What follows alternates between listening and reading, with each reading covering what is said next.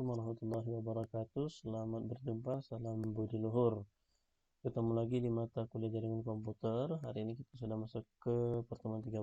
Nah, di pertemuan 13 ini kita akan membahas mengenai FTP server. Apakah FTP server itu? Kalau kita lihat dari pengertiannya, FTP server itu merupakan akronim atau singkatan dari File Transfer Protocol, di mana FTP sendiri merupakan salah satu protokol yang menggunakan TCP untuk tukar-menukar file dalam sebuah network. Nah, kalau kalian sudah terbiasa menggunakan FileZilla, misalnya itu adalah salah satu FTP client, nah, tentunya kalian sudah sangat mengenal cara kerja FTP itu. Nah, biasanya FTP client, contohnya itu FileZilla tadi, digunakan untuk mengupdate sebuah konten dari sebuah halaman web. Dengan menggunakan FTP, kita bisa mengupdate atau memperbarui sebuah halaman web tanpa perlu kita masuk ke web servernya. Nah, kita cukup mengupdate halaman indeks yang terbaru, kita perbarui, lalu kita kirim file indeks tersebut menggunakan FTP.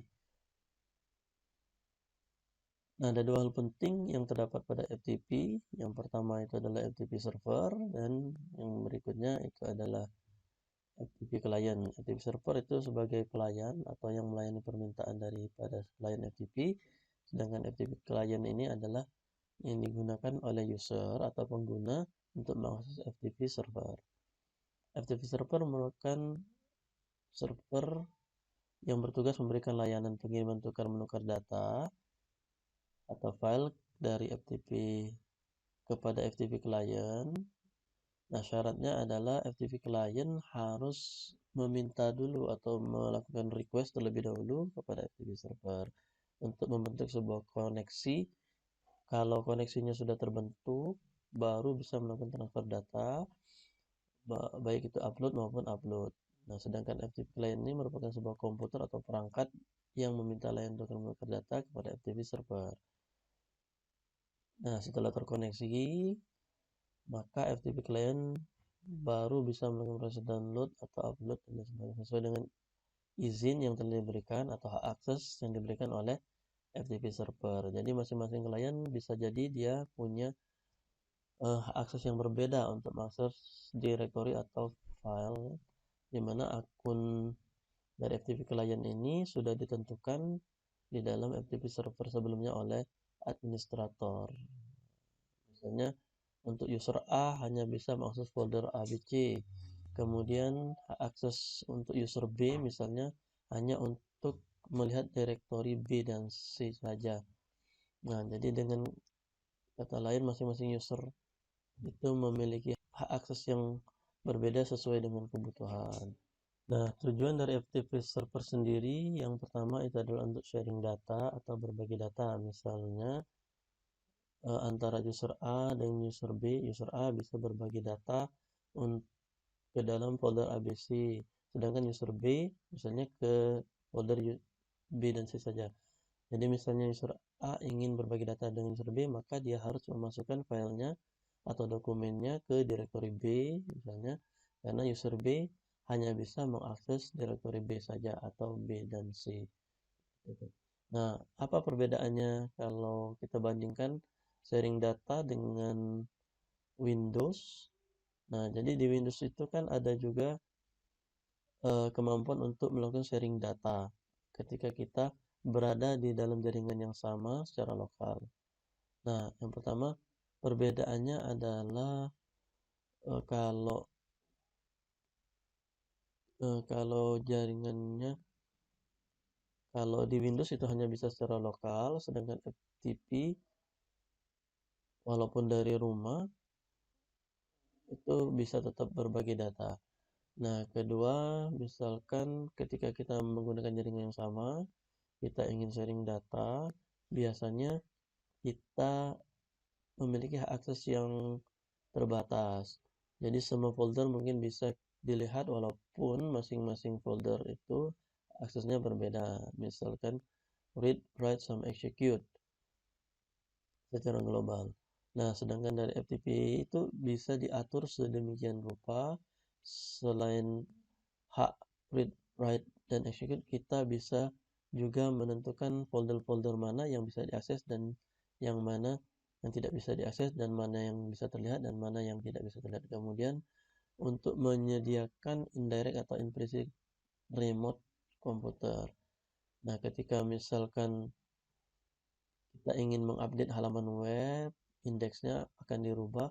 Kita tidak harus masuk ke web server tersebut. Dengan FTP kita bisa mengupload. Jadi kita bisa buat perubahan dari indeks tersebut, kita coding, kemudian kita tinggal upload menggunakan FTP. Nah, selanjutnya untuk menyediakan tempat penyimpanan bagi user, karena bisa dibuat partisi-partisi. User A dengan user B memiliki kuota masing-masing yang berbeda. Kemudian untuk menyediakan transfer data yang reliable dan efisien. Nah, ini cara kerja dari FTP. Dia memerlukan dua kanal logik komunikasi. Yang pertama itu adalah kontrol koneksi, yang kemudian untuk koneksi data. Perbedaannya, kontrol koneksi itu ketika klien ingin terhubung dengan server, kemudian menjalin komunikasi awal atau inisialisasi three-way handshake. Nah, setelah komunikasinya terbentuk jalurnya, kemudian saat kalian ingin mengunduh atau mengupload data, maka dia akan menggunakan kanal atau jalur yang berbeda dengan kontrol koneksi. Kita lihat di gambar di sini, untuk FTP sendiri dia menggunakan dua port, di mana port 21 di sisi server fungsinya untuk kontrol koneksi, sedangkan port nomor 20 digunakan untuk melakukan pertukaran data baik upload maupun download. Nah, misalkan kita lihat di gambar ini, saat klien melakukan inisialisasi komunikasi awal, maka dia akan mengkontak ke server FTP. Setelah jalur komunikasi itu terbentuk, yang terputus-putus ini, kemudian akan ada jalur lainnya melalui port 20 tadi untuk melakukan koneksi data, upload, dan download berkas. Nah, kita lihat di sini untuk FTP client, dia memiliki dua bagian. Yang pertama adalah protokol interpreter atau API, kemudian data transfer process atau DTP. Nah, fungsinya adalah untuk, nah kita lihat di gambar ini, dari FTP client, user interface, misalnya kita membuka sebuah FTP client, aplikasi, bisa melalui browser atau aplikasi seperti FileZilla, nanti akan ada yang namanya protokol interpreter. Fungsinya adalah untuk mengatur koneksi yang berkaitan dengan pengiriman dan penerimaan perintah. Berikut jawabannya. Jadi ketika misalkan kita masukkan perintah, misalkan untuk upload, maka dia akan nanti menerjemahkan apa yang harus dilakukan.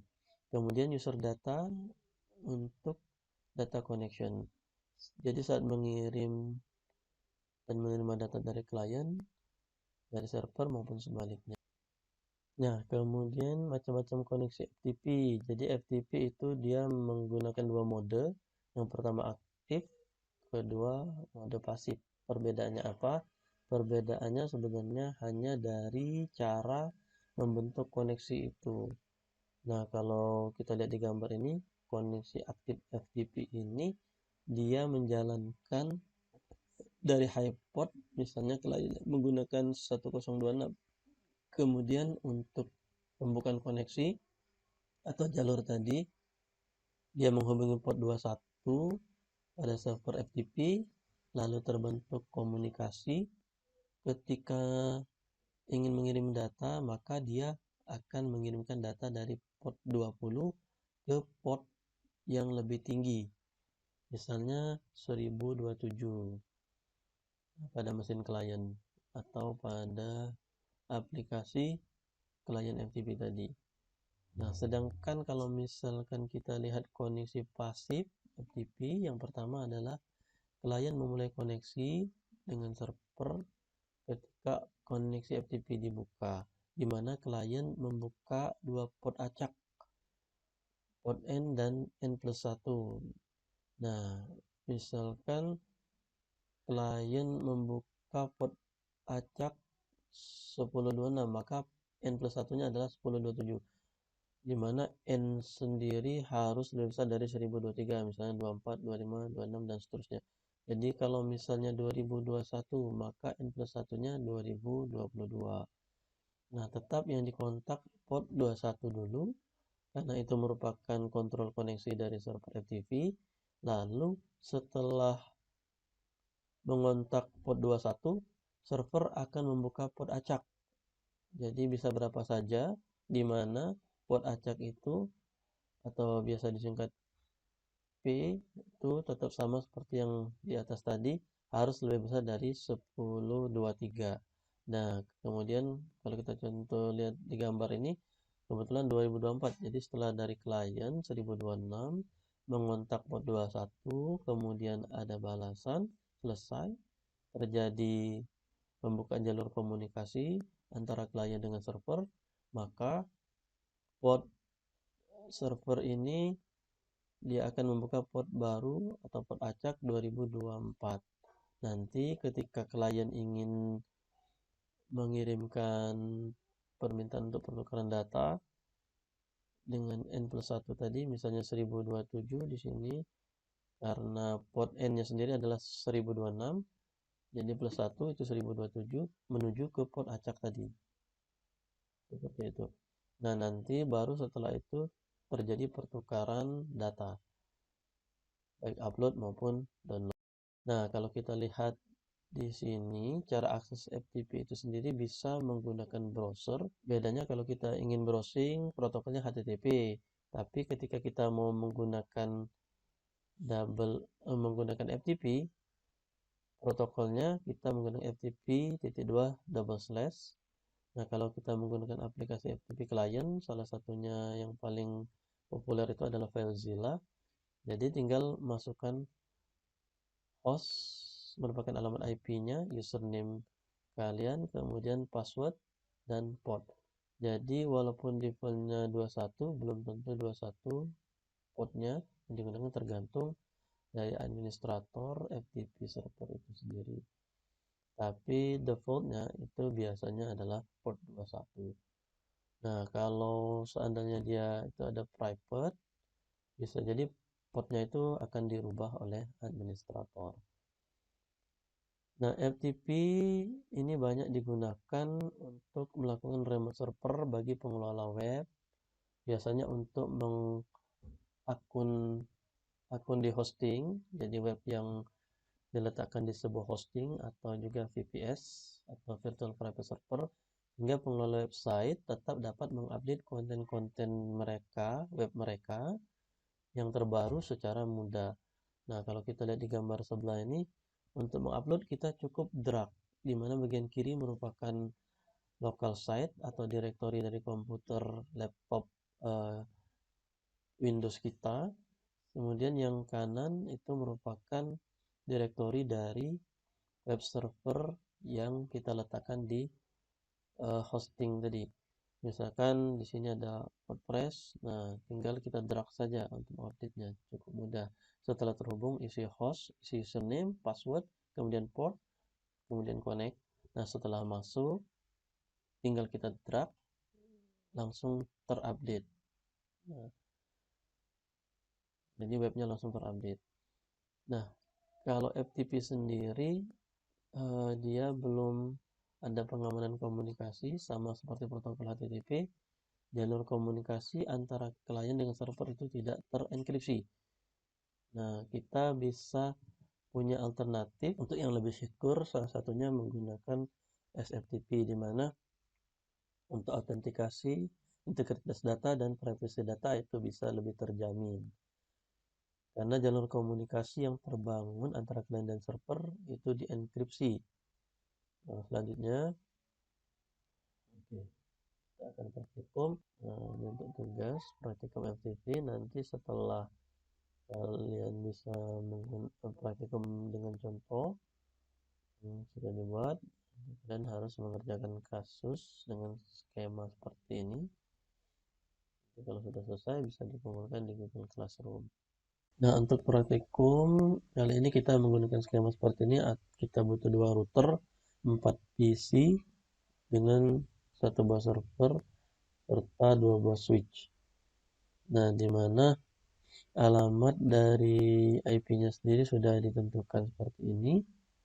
Untuk F10 itu yang mengarah ke switch atau mengarah ke local area network. Bagi gateway-nya 10.1 dengan prefix 24. Sedangkan pada router 1 F10 yang mengarah ke switch, FTP servernya sendiri menggunakan alamat 202.162.220.1 dengan prefix 24 juga. Artinya apa? Artinya kita bisa menggunakan mulai dari titik 1 sampai 254 untuk klien yang di bawahnya, di mana SID-nya 1 digit di belakang. Oke.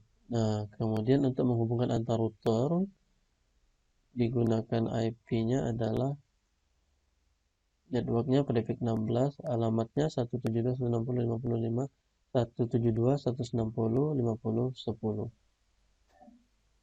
Nah, yang pertama kita bisa mengisikan alamat IP untuk router menggunakan command line melalui router dengan kabel konsol atau langsung dari CLI pada routernya sendiri.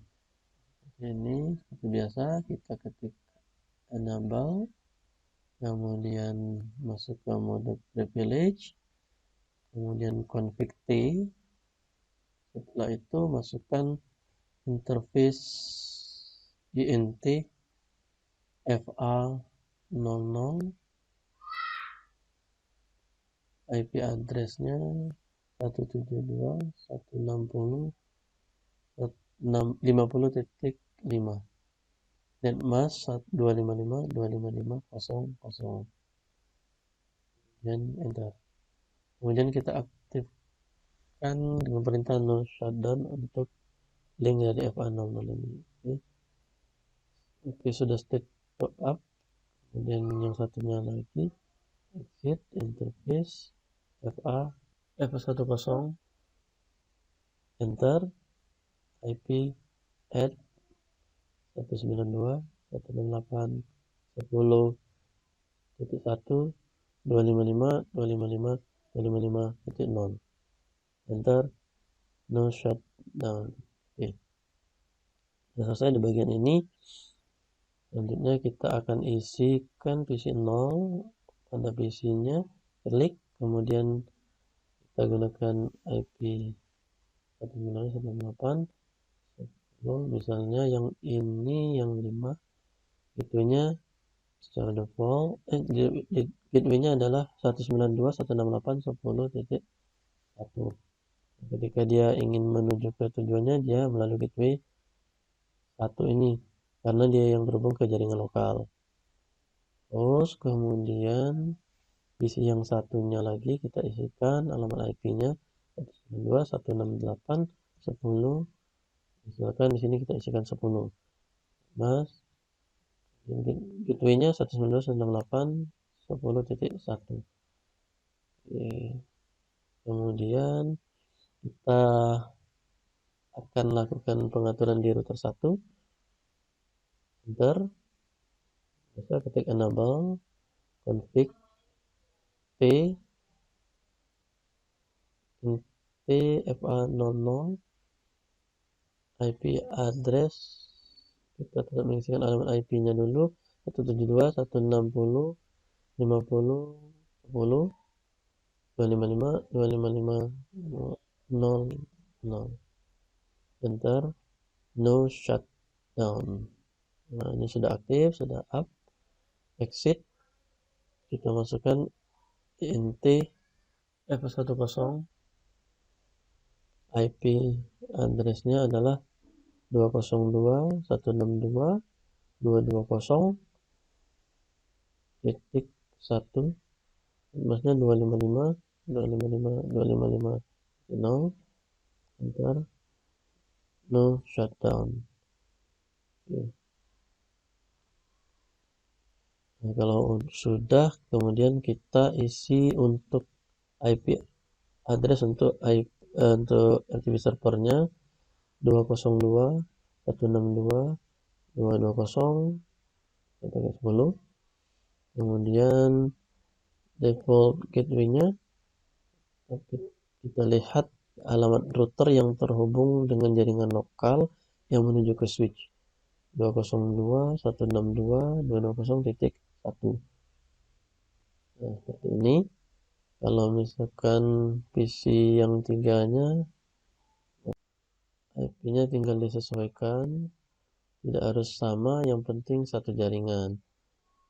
202.162.220.15 misalkan.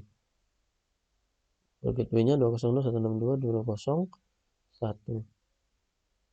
Nah, kemudian kita close PC 3.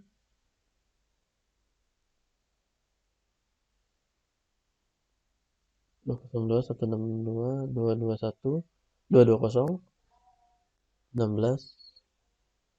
kemudian default gateway-nya 202.162.220.1. Sudah, kita tutup jendelanya. Kemudian langkah selanjutnya kita bisa melakukan routing, karena saat ini jaringan yang di bagian ini di PC 0 belum bisa terhubung dengan jaringan yang ada di sebelahnya ini, karena segmen jaringannya itu berbeda. Nah, karena itu kita perlu melakukan routing untuk bisa menghubungkan kedua router ini. Nah, untuk routingnya ya sudah kita bahas di materi sebelumnya, baik yang statik maupun yang dynamic. Nah, di sini kita bisa gunakan dynamic routing RIP. Kalau lihat di sini, kita config D. Kemudian setelah masuk ke di global config, kita bisa mengetikkan router RIP, kemudian enter. Kemudian misalkan kita pakai versi yang 2. Nah, kemudian network, kita masukkan networknya, kita masukkan yang hubungan antar router yang 172.160.0.0. Enter. Nah, kenapa ini titik 0.0 bukan misalkan 172.160.50.0? Karena ini kelas B, maka network ID itu karena kita masukkan network, perintahnya itu adalah network ID itu 2 oktet yang pertama. Kalau kelas C itu 3 oktet. Kalau kelas A itu 1 oktet. 172.0.0. Nah, ini kelas B, maka masukkan sebagai network ID-nya 172.160.2 oktet, yang belakang itu merupakan host ID. Berarti tidak dimasukkan ke sini, ke buat 00. Nah, sekarang kita masukkan yang FA001 network, karena dia prefix 24 kelas C 192.168.10.0. Nah, kelihatan kelas C, jadi 3 oktet yang kita ambil.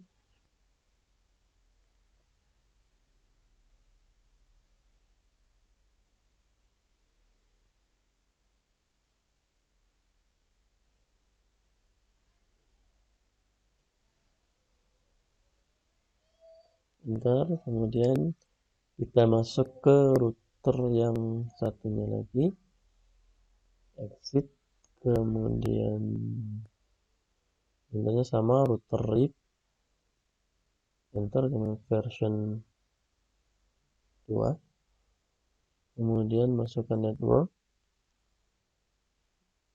yang FA00 172.160.2 oktet, enter. Kemudian yang 201 network 202.162.220, 3 oktet networknya.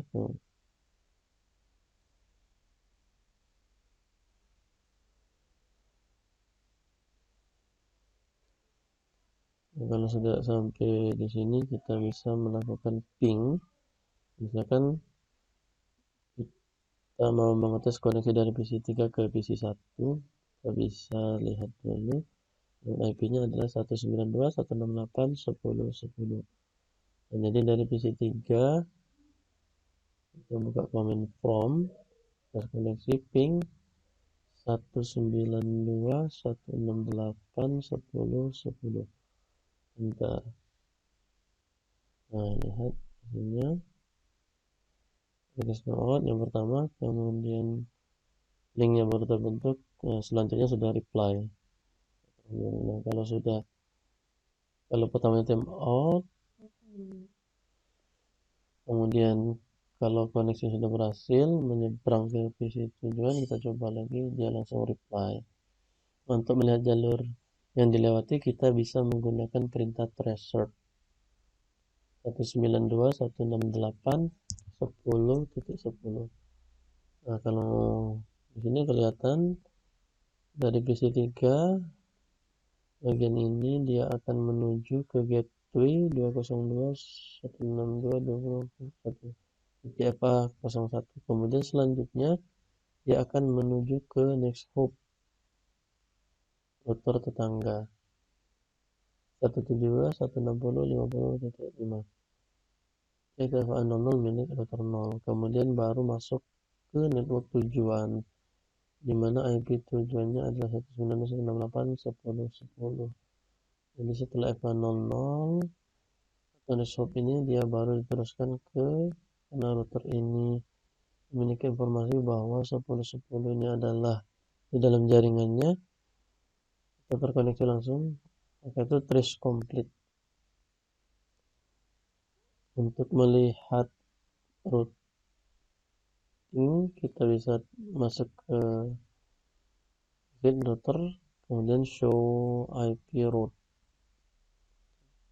Nah, kelihatan di sini C itu connected direct secara langsung, 172 secara langsung ada di sini terhubung, kemudian 92 secara langsung dan 00 dan FA01, dan kita punya trik di sini, di mana untuk menuju ke network ini kita akan melalui atau via 172.168.10.10 networknya. Oke, nah sekarang kita akan coba membuat konfigurasi FTP server. Klik pada servernya, kemudian pilih service, pilih FTP. Kita akan menggunakan FTP biasa. Service-nya on. Di sini kita bisa memasukkan username, password, sama permission. RWDNL ini berarti full access. Dia bisa melakukan read atau menulis, kemudian bisa melakukan write. Kalau read dia bisa melihat, write dia bisa upload, menulis server FTP. Kemudian D itu bisa melakukan penghapusan file atau delete. N untuk rename, untuk mengubah nama. L untuk melihat isi dari FTP server. Intinya yang di sini dia full access. Nah, kita akan buat satu lagi dengan nama saya, username Benny, passwordnya adalah @maluhur, di mana username Benny @maluhur ini dia tidak bisa mendelete dan tidak bisa melihat isinya, tapi bisa merename, kemudian membaca dan menulis. Untuk menambahkan akun dari user FTP, tinggal diklik add. Nah, kelihatan di sini Benny punya akses cuman read, write, sama rename. Nah, kalau untuk menguji coba, kita bisa menggunakan misalkan FTP isi 1. Setelah masuk ke PC, kita akan masuk ke command prompt, kemudian masukkan alamat FTP server. Nah, kalau misalkan lupa, kita bisa buat catatan alamat untuk IP FTP-nya. Nah, kita copy, kemudian terus kita buat catatan di sebelahnya sini. Kita paste. Nah, ini alamat dari FTP server. Jadi kita bisa ujikan di sini FTP selamatnya 202.162.220.10. Sudah berhasil. Welcome to FTP server. Masukkan username-nya tadi Benny. Username oke, butuh password. Passwordnya adalah @maluku. Tapi apa yang kita ketikkan itu ada di situ. Jadi setelah diketik password tinggal di enter. Nah, seperti ini dia akan login. Nah, di sini ada kelihatan modenya adalah mode pasif. Dengan cara kerja yang tadi yang sudah dijelaskan, minta apa saja yang bisa dilihat itu dengan tanda tanya. Berpindah direktori, ranking direktori, menghapus, melihat isinya, kemudian mendownload, untuk bantuan, help, kemudian put untuk mengupload PWD, quit, sama rename. Nah, karena Benny ini tadi tidak bisa melihat isi dari direktori, kita bisa cobakan hak aksesnya. Kita cobakan dir, enter. Contohnya seperti ini, permission denied. Jadi akun Benny ini tidak bisa melihat isi dari server FTP karena dia tidak memiliki hak akses. Berbeda kalau misalnya kalau sharing file, semuanya terlihat, hanya saja nanti bisa diatur file tersebut hak aksesnya. Jadi kalau FTP hak aksesnya terletak pada akun user. Kalau sharing file pada Windows misalnya itu di jaringan lokal, hak aksesnya ada di file tersebut, bukan di akunnya, karena dia tidak menggunakan akun. Nah, itu bedanya antara sharing file Windows dengan FTP. Oke, sekarang kita akan coba logout. Keluar itu kita menggunakan perintah quit. Sekarang kita gunakan akun yang satunya lagi. Kalau kita lihat di sini, akun satunya lagi itu adalah Cisco, passwordnya Cisco. Nah, di sini kita coba apa perbedaannya. Masuk lagi ke FTP, Cisco, sudah oke, Cisco, login, password on, dir, kita ketikkan dir. Kalau akun Benny tadi tidak bisa, ketika kita menggunakan full access seperti ini, kita ketikkan dir, maka kita bisa melihat isi direktorinya. Bahkan kita juga bisa menghapus.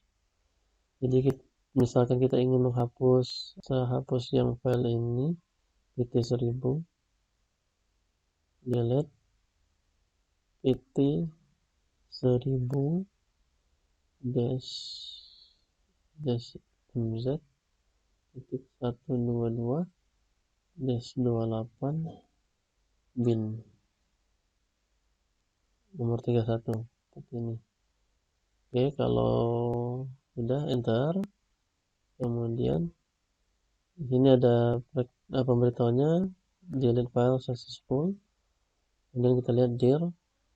Nah, sekarang filenya ada 31, tadi 32, dimana pt1000 yang tadi sebelumnya ada 32, sekarang sudah tidak tersedia lagi yang pt1000 karena sudah dihapus, tinggal 31. Oke, kemudian kita quit. Nah, untuk materi FTP pada pertemuan 13 kali ini kita cukupkan. Terima kasih atas perhatiannya. Untuk mengakhiri, ucapkan Assalamualaikum warahmatullahi wabarakatuh.